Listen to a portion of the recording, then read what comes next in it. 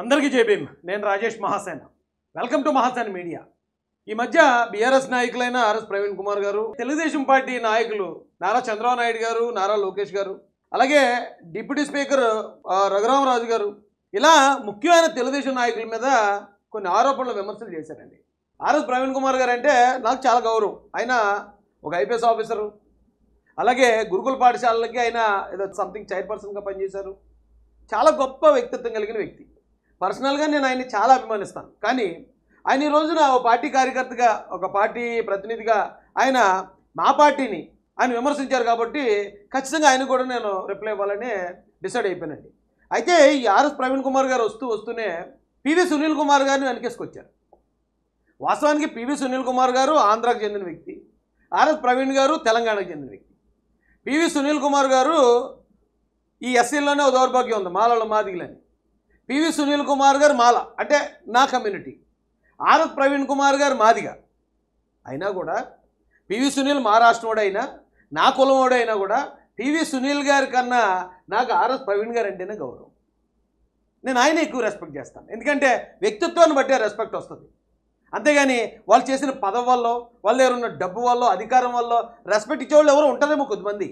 But మేము ఆ type కాదు. ఆర్ఎస్ ప్రవీణ్ గారి గురించి బ్రీఫ్గా ముందు ఒక పరిచయ కార్యక్రమం చేస్తాను రండి. ఈయన వృత్తి జీవితం కరీంనగర్ ఎస్పీగా పనిచేశారట, అనంతపురం జిల్లా ఎస్పీగా చేశారట, గ్రేహౌండ్స్ ఐజీగా చేశారట, Hyderabad DCP, Hyderabad joint CP. ఈ పోస్టులన్నీ చూస్తే సినిమాలో ఒక హీరోని చూసినట్టు అనిపిస్తుందండి. ఒక ఎస్పీ, ఒక డీసీపీ, ఒక క్రైమ్ బ్రాంచ్. అది చూడండి, Greyhounds IG.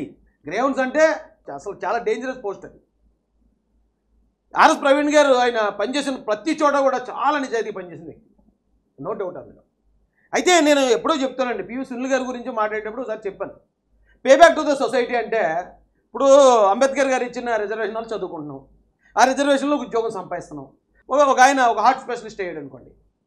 Pay back to the society అంటే ఏంటంటే పేదలకి ఆ గుండె ఆపరేషన్లు ఫ్రీగా చేయాలి.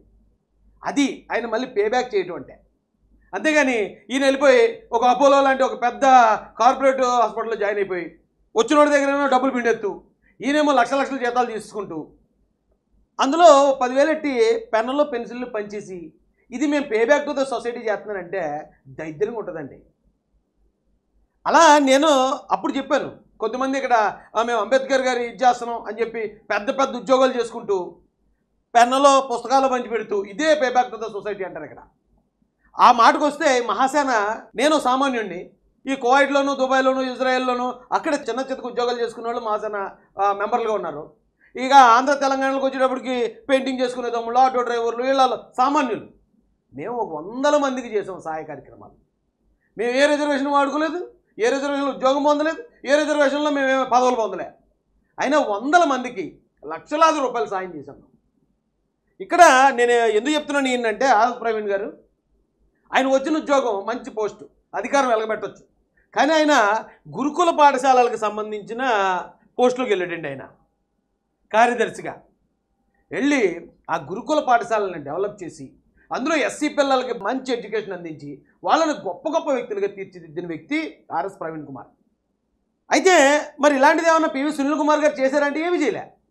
పివి సునీల్ కుమార్ గారు చేసిన దానిలో ఏమన్నా ఉందంటే ఏమని ఒక సంస్థ పెట్టుకోవడం, దాంట్లో కొంతమంది కుర్రాళ్ళని జమ కూర్చుకోవడం, అక్కడక్కడ మీటింగులు పెట్టడం, రాజకీయ పార్టీలు ఇదిగో నా వెనకాల ఎంతమంది ఉన్నారు అని చూపించుకుని పోస్టింగో ప్రమోషనో పొందడానికి ట్రై చేశాడు తప్ప ఎస్సీలకు సంబంధించి ఆయన ఏమీ చేయలేదు. నిజం చెప్పాలంటే ఆ ఎయిమ్ సునీల్ కుమార్ గారు పెట్టిన ఎయిమ్లో చాలామంది మంచి మంచి నాయకులు ఉన్నారు. వాళ్ళందరినీ కూడా పక్కన పెట్టి తులసిబాబు అని కూడా ఒకటి దగ్గర పెట్టుకున్నాడు. ఈయన పివి సునీల్ కుమార్ని అడ్డు పెట్టుకున్న తులసిబాబు అన్నవాడన్నా కోట్లు సంపాదించాడు. కానీ ఆ ఎయిమ్లో ఉన్నవాడు ఎవడన్నా ఒక్కడికన్నా ఇక పివి సునీల్ కుమార్ గారి వల్ల ఇక పలానా వాడు ఒక 50 లక్షలు సంపాదించుకున్నాడు, లేకపోతే 1 కోటి రూపాయలు సంపాదించుకున్నాడు ఎవడన్నా ఉన్నాడేమో ఒకటి చూపించుకున్నాడు. పివి సునీల్ కుమార్ గారికి ఆర్ఎస్ ప్రవీణ్ గారికి అంత తేడా ఉంది. అయితే మరి నాకు ఆశ్చర్యం అనిపించింది, అసలు ఆర్ఎస్ ప్రవీణ్ గారు వచ్చి పివి సునీల్ కుమార్ గారికి ఎందుకు అనుకూలంగా వీడియో పెట్టారు? ఒకవేళ ఇక్కడి నుంచి ఎవరైనా రిక్వెస్ట్ చేశారా? ఇక్కడి నుంచి ఏమన్నా స్క్రిప్ట్ పంపించారా? లేదా ఆర్ఎస్ ప్రవీణ్ గారు ఆల్రెడీ బీఆర్ఎస్లో ఉన్నారు కాబట్టి టీడీపీని ఏమైనా అటాక్ చేయమని ఆ పార్టీ నుంచి ఆయనకి ఏమైనా ఆదేశాలు వచ్చాయా ఏమో నాకు తెలియదు. అయితే కానీ మరి ఆయన మాట్లాడినప్పుడు మరి నేను సమాధానం చెప్పాలి కదండి. మేము ఆర్ఎస్ ప్రవీణ్ గారు ఏం మాట్లాడారో ఒకసారి మీకు చూపిస్తూ మనం దీని మీద, అంటే ఈయన నాకు తెలిసి ఈయన అబద్ధాలు చెప్తాడు అనుకోండి. కావాలని రాజకీయాల కోసం అబద్ధం చెప్పే వ్యక్తి కాదు. కానీ ఏమో ఈయన దగ్గర ఇక్కడి నుంచి పంపించిన నోట్సే తప్పు పంపించారేమో, స్క్రిప్టే రాంగ్ పంపించారేమో అనిపించింది. ఏం మాట్లాడాడు చూద్దాం రండి. ప్రజలందరూ కూడా నమస్కారం. నేను డాక్టర్ ఆర్ఎస్ ప్రవీణ్ కుమార్. నేను గత 3 సంవత్సరాల క్రితం అడిషనల్ డీజీపీ ర్యాంకులో స్వచ్ఛందంగా పదవి విరమణ చేసి నేను రాజకీయాల్లోకి వచ్చాను. నేను ప్రస్తుతానికి మీరు స్వచ్ఛందంగా పదవి విరమణ చేసిన తర్వాత రాజకీయాల్లోకి వచ్చారు. కానీ ఇక్కడ పివి సునీల్ గారిని ప్రభుత్వం పక్కన పెట్టిన తర్వాత ఆయన ఇప్పుడు నేను ఎస్సీల కోసం పనిచేస్తానని వచ్చాను. మీకులా స్వచ్ఛందంగా ఆయన పోస్టింగ్ వదులుకొని రాలేదండి. గవర్నమెంట్ పక్కన పెట్టాక ఇప్పుడు కేసులు అవుతున్నాయి, ప్రభుత్వం నుంచి ప్రజలు వస్తుంది కాబట్టి ఖచ్చితంగా ఎస్సీలు నాతో పాటు ఉండాలి, నేను ఎస్సీ నాయకుడిగా ఇది చేయాలన్నట్టు ఇప్పుడు ఆయన చేస్తున్నాడు. కానీ అంతకుముందు ఎప్పుడు ఆయన చేసింది ఏం లేదండి. నిజం చెప్పాలంటే ఆర్ఎస్ ప్రవీణ్ గారు ఈయన RRR గారి కేసు గురించి మాట్లాడుతున్నారు. మీరు RRR గారి కేసు మీద పివి సునీల్ గారిని ఇబ్బంది పెడుతున్నారు అదే. కానీ పివి సునీల్ కుమార్ గారు అంటే RRR గారి కేసు ఒకటే కదండి. ఆయన ఇక్కడ వైసీపీ గవర్నమెంట్లో ఎస్సీలకు జరుగుతున్న అన్యాయాల మీద పోరాడుతున్న మమ్మల్ని ఆయన కేసులో ఇరికించి శ్రీకాకుళం పంపించాడు. శ్రీకాకుళంలో అరెస్ట్ చేశారండి మమ్మల్ని. చూడండి, అప్పుడు మాట్లాడిన వీడియోలే 2 సంవత్సరాల క్రితం. పివి సునీల్ కుమార్ అరాచకపరం, కారులు లాక్కున్న అవమానం, అత్యుత్సాహం చూపిస్తున్న 2 టౌన్ సిఐ, పోలీసుల తీరుకు నిరసనగా రాజేష్ పాదయాత్ర. ఇక మహా న్యూస్. పివి సునీల్ కుమార్ వెంటనే వైసీపీ కండువా కప్పుకోవాలని నేను ఇచ్చిన స్టేట్మెంట్. అప్పుడు ఇక్కడ రావులపాలెం అనే ఒక విలేజ్ ఉందండి. అక్కడ అంబేద్కర్ గారి ఫోటోలని ఎంగిల్పల్లెల మీద వేశారని అక్కడ కుర్రోళ్ళు తిరగబడి పోరాడితే అప్పుడు వైసీపీ ఎమ్మెల్యే చెర్ల జగ్గిరెడ్డి వాళ్ళందరినీ తప్పుడు కేసులు పెట్టి అరెస్ట్ చేయించి సెంట్రల్ జైలుకి పంపించారు. అప్పుడు నేనేమన్నాను, ఏమంటే సునీల్ గారు మీ pay back to the society చేస్తానంటున్నారు కదా, మీరు పోలీస్ బాస్గా ఉన్నారు, ఇక్కడ కేవలం పోలీసులే తప్పుడు కేసులు పెట్టారు, మీరు పోలీస్ డిపార్ట్మెంట్లోనే ఉన్నారు కాబట్టి దయచేసి అక్కడ పిల్లల్ని కాపాడండి అని వీడియో మాట్లాడాను. అది నేను చేసిన తప్పు.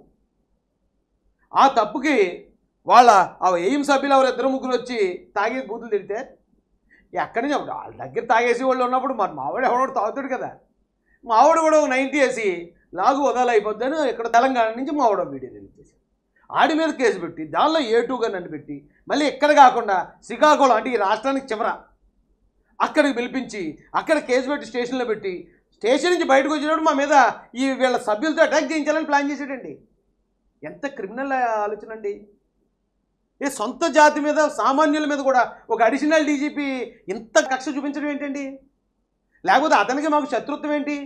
అతని స్థాయి ఏంటి, మా స్థాయి ఏంటి? సామాన్యులం కదా. అతను ఈ రోజున ఒక డీజీపీ ర్యాంక్ ఆఫీసర్ అయ్యాడంటే అతను ఎన్ని సాధించుకుని వెళ్ళాడు. అతని స్థాయి శత్రువులు ఏం కాదు మేము. కానీ అతన్ని వ్యతిరేకిస్తున్నాం అంటే కేవలం ఆ రోజున అతను మా మీద చూపించిన ఆ రకమైన ఇదే. బయట వాళ్ళు చూపించే వివక్ష కన్నా, అణిచివేత కన్నా ఘోరంగా చూపించాడు మా మీద. ఆయన వెనకేసుకుంటూ మీరు ఎలాగ వచ్చారండి అసలు నాకు అర్థం కాదు. ఎస్సీ ఆఫీసర్లు చాలామంది ఉన్నారు ఈ రాష్ట్రంలో, ఆంధ్రలో, తెలంగాణలో చాలా నిజాయితీ పరులు ఉన్నారు. ఏమైనా అవసరం అయితే జాతి కోసం ఓ 10 రూపాయలు సాయం చేసేవాళ్ళు ఉన్నారు తప్ప ఎవరినో మెప్పించడానికి సొంత జాతిలో ఉన్న నిరపరాధుల్ని, అమాయకులను కూడా ఇబ్బంది పెట్టేవాళ్ళు లేరండి. పివి సునీల్ గారు అది చేశారు. ఈరోజు నేను పార్టీ కార్యకర్తగా వచ్చి నేను నా పార్టీని సమర్థించుకోవట్లే. పివి సునీల్ కుమార్ గారు బాధితుడిని నేను. మమ్మల్ని ఎంతో ఘోరంగా టార్చర్ చేశారు ఆ రోజు. ఉదయం నుంచి సాయంత్రం పొద్దున్న 9 గంటలకు వెళ్తే రాత్రి 9 గంటల దాకా స్టేషన్లో కూర్చోబెట్టి ఏమీ లేదు, బొచ్చు కేసు అక్కడ ఎంక్వైరీ. మీ ఫోన్ ఏది, మీకు ఫండ్స్ ఎక్కడి నుంచి వస్తున్నాయి, విదేశాల నుంచి వస్తాయట కదా, మత మార్పిళ్ళు చేస్తారు. ఇదా ఏమంటే ఒక మీరే అంటున్నారు ఒక దళిత ఆఫీసర్ అతనని. ఒక దళిత ఆఫీసర్ అయి ఉండి దళితుల కోసం పోరాడే ఒక సామాన్య దళితుడి మీద మత మార్పిళ్ళు చేస్తావా? ఫారిన్ నుంచి వస్తున్నాయా నీకు డబ్బులు? ఇలాంటి ఎంక్వైరీలు చేయించటం ఎక్కడన్నా ఏ తప్పని దొరుకుతుందేమో లోపల చేద్దామని చూశారు ఆ రోజు. నన్ను తప్పు చేయను, నేను ఎందుకు భయపడతాను? సీఏ గారికి ఆ రోజున ఫోన్ అడిగితే ఇవ్వనన్నాను. ఇవ్వను. నా మీద కేసు ఉందా? నేను కానీ ఏమైనా మాట్లాడాను, నేనేమైనా తిట్టానా? నేను A2 ఎలాగైనా అసలు అంటే లేదు ఫోన్ తేలేదు అన్నారు. మీరు ఫోన్ తెచ్చారన్నారు. అవును తెచ్చాను, బయట ఉంది మా వాళ్ళ దగ్గర, వీళ్ళు తీసుకువెళ్ళాను. బయట ఆ రోజు జనసేన, తెలుగుదేశం, మహాసేన కార్యకర్తలు 200-300 మంది వచ్చున్నారు శ్రీకాకుళంలో. సునీల్ గారు ఏమనుకున్నారు, వీడికి ఈ కాకినాడ జిల్లాలో అయితే వీడి దగ్గర కుర్రోళ్ళు ఉంటారు, అది నేను చేయలేవు, శ్రీకాకుళంలో అయితే ఎవరు ఉండరు, మన బలం ఎక్కువ, అక్కడ మనం ఏదైనా పీక్ పొడిచేద్దాం అనుకున్నారు ఆ రోజు. అయినా అంటే న్యాయం వైపు నిలబడితే ఏ ప్రాంతానికి వెళ్ళినా ఆ ప్రజలు అభిమానిస్తారండి. ఆ రోజున మేము ప్రతిపక్షంలో ఉన్నా సరే నా కోసం ఆ రోజున 200-300 మంది వచ్చారు అక్కడికి. మీరు అలాంటి వ్యక్తిని మీరు సపోర్ట్ చేసుకురాకండి, మీ క్రెడిబిలిటీ కూడా పడిపోద్ది. మిమ్మల్ని అభిమానించే మాలాంటి వాళ్ళం కూడా మళ్ళీ మిమ్మల్ని కూడా అనుమానంగా చూడాల్సి వస్తుంది. ఈ రాష్ట్రంలో దళిత నాయకులు చాలామంది ఉన్నారండి, నిజాయితీ పరులు, దళితుల కోసం పనిచేస్తూ తమ జీవితాలు త్యాగం చేసిన వాళ్ళు ఉన్నారు.